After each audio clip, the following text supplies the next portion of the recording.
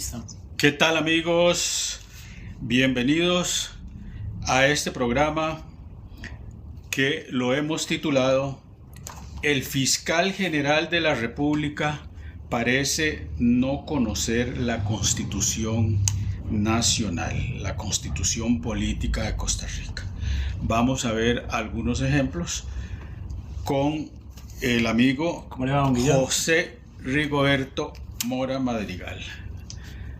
Y ya ustedes saben, para cualquier consulta jurídica en el Buffet Mora Madrigal en Barrio Cristo Rey. Los temas entonces que vamos a abordar el día de hoy son los siguientes.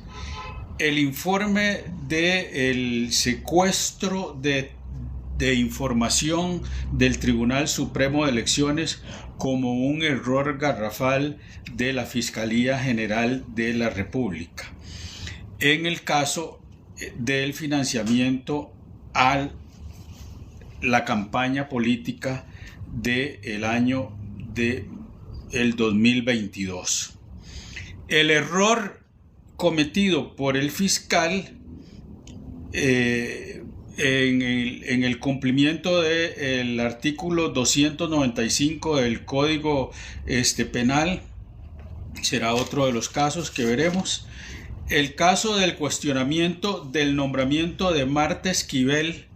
Ese es un tema que realmente es vergonzoso ver que el fiscal general haya cuestionado el nombramiento. Es que no es la función del fiscal el cuestionamiento. Y ya verán ustedes constitucionalmente cómo está definido la forma en que se nombran los ministros. Y ya para eso luego entraremos en materia, ¿verdad? Entonces, al igual que el fiscal general, hay otros opositores que han demostrado el desconocimiento de la Constitución política y el desconocimiento de las relaciones internacionales de Costa Rica. ¿Cómo es posible que el secretario general del Partido Liberación Nacional, Miguel Guillén, le pida al Tribunal Supremo de Elecciones un pronunciamiento sobre la visita de Marco Rubio, secretario de Estado de los Estados Unidos, quien en reunión privada con los señores con la señora Laura Fernández y Mauricio Batalla, ex ministros, ya en su condición de ex ministros. Entonces vamos a ver procedimentalmente qué es lo que sucede en esos casos, qué es la decisión que tomó el Tribunal Supremo de Elecciones, ¿verdad? El derecho, esto tiene que ver con el derecho internacional y la toma de decisiones, ¿verdad? El respeto de los países a los acuerdos firmados, ¿verdad? Luego veremos también la reforma al artículo 48 del Código de Familia. Veremos en qué favorece este mundo de la vida en familia, ¿verdad? Ok, entonces, bueno, de todo esto, para hacer una breve introducción, ¿verdad? Nuestra Constitución, que es fundamental, ¿verdad? Y que nosotros le pedimos a todos los ciudadanos costarricenses que la lean, porque es el instrumento principal. Es el instrumento principal, digamos, para poder abordar las políticas gubernamentales. Yo decía el otro día que hay un lugar en donde yo he visto que se leen dos libros simultáneamente, y ustedes no, los que han ido lo sabrán, los que no, pero resulta que uno de mis hermanos, sociólogo de formación, fue muchos años director de la Reforma y director de la cárcel de adulto mayor. Entonces, como en mi función de dirigente deportivo, yo iba muchas veces con los jugadores de Asociación Deportiva Sagrada Familia a hacer partidos amistosos, ¿verdad? Pues, en solidaridad con quienes estaban ahí, porque del barrio Sagrada Familia y de los barrios del sur, pues siempre hay, digamos, una población numerosa, ¿verdad? Ajá. Y entonces a mí me llamaba mucho la atención que veía a la gente leyendo la Constitución y la Biblia. Eran los dos libros más leídos. Sí, es decir, usted le cae muy bien a alguien si le lleva la Constitución y le lleva la Biblia. Le puede llevar otro libro, pero no creo que le haga tanta gracia como el estudio de la Constitución. La Constitución, ¿por qué? Para saber si en el juzgamiento hubo algún proceso indebido, para saber los derechos que lo protegen, ¿verdad? En fin. La Constitución es un documento fundamental que todos debemos conocer. Yo los invito, como un estudioso que fui desde muy joven, porque me tocó ser profesor de educación cívica en el Doble Segreda, recuerdo, y ahí daba exactamente eso, educación cívica, ¿verdad? Y en educación cívica era básicamente la Constitución desde esos tiempos, digamos, ahí el interinato. Entonces, el profesor me dejó ese tema, ¿verdad? Y desde entonces siempre he estudiado la Constitución y creo sabérmela también como los abogados. Sí, sí. No, digamos, es interesante porque para nosotros los abogados prácticamente es una Biblia y una guía. Nosotros hacemos un juramento a la Constitución y ¿sabe por qué, don Guillermo? Porque nosotros somos conscientes, y el ciudadano también, a mí me gusta dar el mensaje de que es nuestra referencia, contiene la esencia del Estado, contiene los derechos básicos y obligaciones también. Entonces, es una referencia. Sí, derechos, deberes y obligaciones. Sí, y ¿saben qué? También inspira o da cabida a los demás códigos, porque los demás códigos lo que hacen es ampliarla ya en un tema en específico, que el código de familia, bueno, ampliamos el derecho a tener una familia, que el código penal, bueno, la parte penal, ¿verdad? Entonces prácticamente en el organigrama del derecho está arriba la Constitución y vienen abajo todos los demás códigos, después vienen las normas, las leyes y ese tipo de cosas, ¿verdad?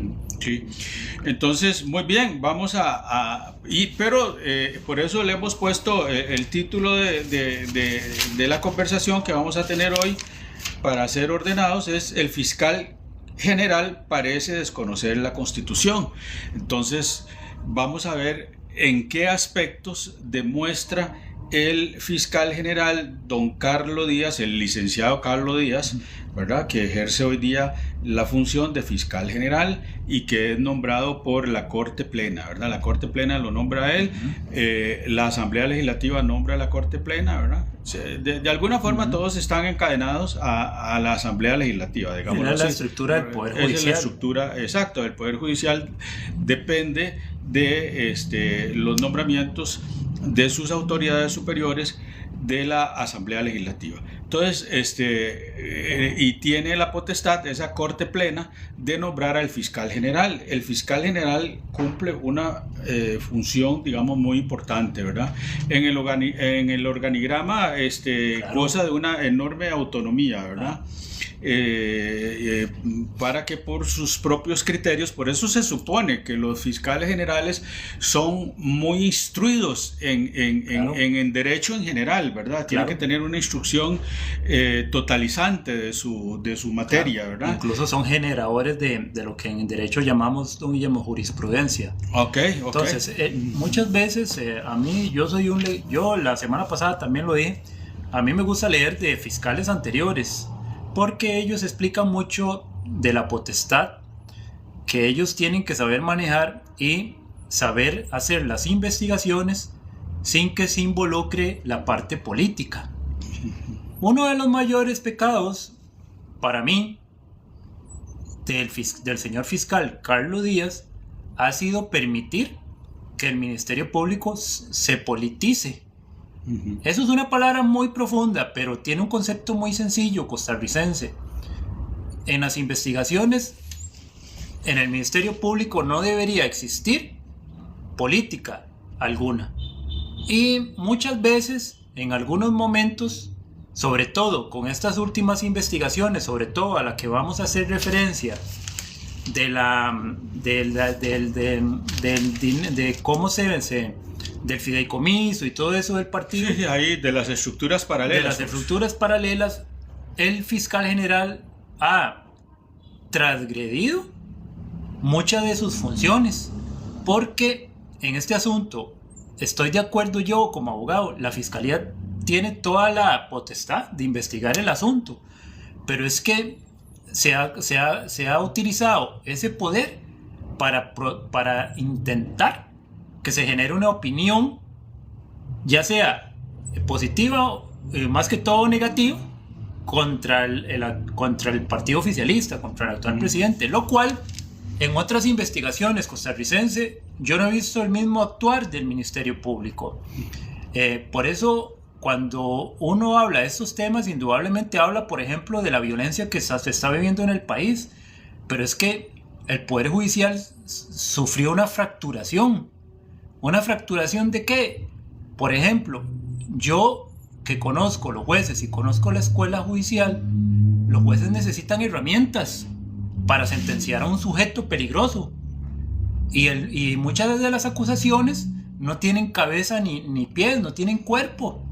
Les falta sustentación, les falta investigación, como corresponde, porque vea, estos procesos de investigación tienen reglamento, tienen reglamento interno del Poder Judicial, y a mí me causa la impresión de que o no lo conocen o lo sobrepasan, no les interesa. ¿Por qué? Porque vamos a cosas tan básicas como decía aquí don Guillermo, el artículo 121 de la Constitución. Es más, aquí la tengo y con gusto yo se lo leo. Vea, dice: con respecto al presidente de la República y los altos cargos del Estado, es que el señor fiscal general piensa que es así nomás. Ah, no, voy a investigar al presidente. Ese argumento no es válido. ¿Qué argumento es válido? Él tiene que involucrar, imagínate, a la Asamblea Legislativa.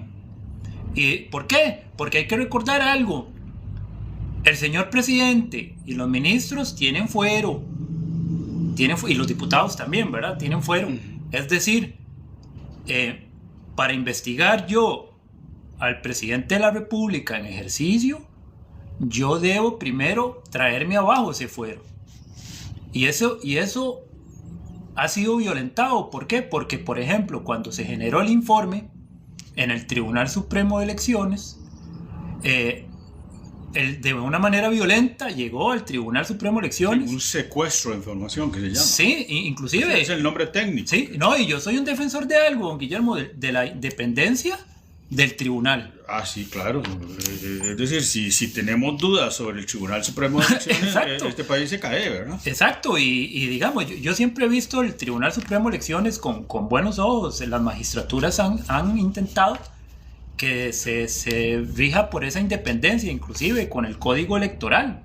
El Código Electoral ha tenido cientos de reformas y ha tenido agregado un montón de artículos, pero dentro de esos artículos hay artículos que buscan que el código electoral. Ahí está el Código Electoral. Por ejemplo, yo les puedo hablar de artículos que buscan que la opinión pública no sea transgiversada, no sea atacada por esta política, porque se vuelve una política muy sucia. Aquí tienen la ley de jurisdicción constitucional, la ley que crea la Sala Cuarta. Sí, a ver. Y este es un libro que es muy interesante. Notas sobre la Constitución Política. Notas sobre la Constitución Política. Al fin y al cabo, ese Código Electoral costarricense. Veamos el artículo 121. Bueno, el 121. El 121 habla de las atribuciones de la Asamblea Legislativa. Porque, como habíamos dicho, tiene que primero solventar el fuero el señor fiscal general. Es decir, 3/4 partes de las votaciones de los diputados tienen que ser aprobadas, que se traiga bajo el fuero para investigar al señor presidente, cosa que no ha pasado, cosa que no se ha dado. Ahora bien, por ejemplo, debe de admitir o no las acusaciones que se interpongan contra quien se ejerza la presidencia de la República, es decir, el señor presidente y viceministros de los supremos poderes y ministros diplomáticos, declarando por 2/3 partes de votos, es decir, 38, de la Asamblea si hay o no lugar a formación a causa en contra de ellos. Es decir, yo no he visto ninguna votación para ver si se investiga al presidente. Lo que pasa es que el destino de la fiscalía le ha dado... Hay algo indudable. Tanto el fiscal general le ha dado vía rápida a este asunto. Y se está brincando muchas cuestiones, muchos códigos y mucha jurisprudencia. Porque también, por ahí está el 151 también, ¿verdad? Que todavía es más... el 151 es clave, ¿verdad? Es clave, dice, el presidente y los vicepresidentes de la República o quien ejerce la presidencia no podrán ser perseguidos ni juzgados sino después de que, en virtud de acusación interpuesta, haya declarado la Asamblea Legislativa haber lugar a formación de causa penal. Y estos artículos el señor fiscal general los toma muy a la ligera. Y lo cual es muy preocupante. Es decir, el presidente de la República, su fuero, ¿verdad?, lo protege para que esté concentrado en sus actividades presidenciales, ¿verdad? Es que yo recuerde... Y está en la Constitución, no está ni en los códigos, exactamente. Es materia constitucional. Ya digamos, si nosotros nos o sea, que el fiscal general desconozca el artículo 151 es muy grave, ¿verdad? Sí, e inclusive, lo que intenta el fiscal general es hacer acciones rápidas para que no se pueda discutir ni nada. Digamos, él llega rápido, secuestra un informe que, vea, yo me he dado la tarea de leerlo, de la información que está disponible del informe. Y lo que hay es información privada del partido. A ver, y ese informe es que tiene un contenido de gastos superfluos. Tiene un contenido de que nosotros le dijimos la semana pasada, digamos, se habla de manera curiosa de gastos de 6.000 colones.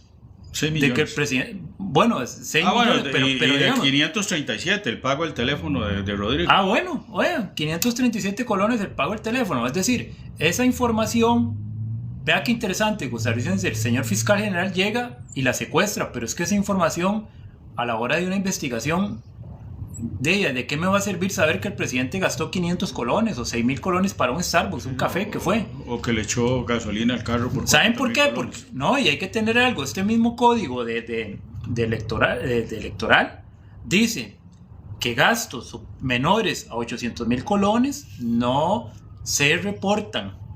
Entonces, más bien, en el cuadro de gastos se reportan cosas tratando de evitar que haya algún problema futuro.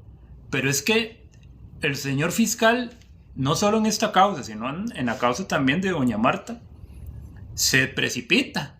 Inclusive, yo agradezco algo a la Constitución, que, oiga, don Guillermo, que el presidente tiene fuero, porque si no también este señor lo manda a arrestar y se lo lleva en una perrera, cosa que no debe de ser. Para eso existen los procedimientos. Para eso existe la Constitución, para eso existe el Código Procesal Penal. El Código Procesal Penal, en su artículo 295, también no lo permite. ¿Qué es lo que dice? Para el secuestro de esa información, tenía que solicitar permisos a Sala Tercera, y está bien, lo hace Sala Tercera, pero es que eso lo que se hace es, se remite una nota al tribunal y le dice, vean, mándenme en el informe. Yo sé que el Tribunal Supremo de Elecciones lo va a mandar a través de la magistratura, pero es que, ¿saben qué es lo que pasa, costarricense? Aquí lo que buscan es un enfoque que eso no va a ser una investigación penal porque no tiene cuerpo ni cabeza, pero lo que buscan es que, como es el año 2025, hacer una campaña que no es válida, ¿verdad? Sí. Bueno, de todas formas, está claro, sí, eso ya lo habíamos visto, digamos, como consecuencia de toda esta información, digamos, los medios, CR Hoy, las televisoras, digamos, transmitieron, digamos, a placer, digamos, la noticia, ¿verdad? Ya anunciando que evidentemente había los elementos para que el presidente fuese juzgado, sentenciado y que perdiera hasta su cargo, ¿verdad? Es decir, hay una aceleración, ¿verdad?, en lo que es un país más bien donde la justicia no es pronta ni cumplida, pero donde es muy lento los procesos judiciales, ¿verdad? Incluso ayer mismo, no sé si ustedes vieron, digamos, ahí para que vean, digamos, cómo la política participa de esconder los delitos de la clase política, ¿verdad? El estudio, digamos, que se presentó sobre uno de los casos, ¿verdad? El caso Diamantes, ¿verdad? Fue votado en la Asamblea Legislativa y fue votado negativo, es decir, no hubo una mayoría de legisladores que aprobaran lo que estaban pidiendo un grupo de diputados integrados por diferentes fracciones, y ese proyecto lo estaba llevando la fracción del Frente Amplio. Que está bien, todas las fracciones tienen derecho a presentar proyectos de ley, estamos en un país democrático, claro, ¿verdad? Y ahí se empeñaron, digamos, en hacer un estudio meticuloso de esto, ¿verdad? Y donde comprometían enormemente los casos están dichos, claro, con nombres, y sin embargo la votación fue negativa, ¿verdad?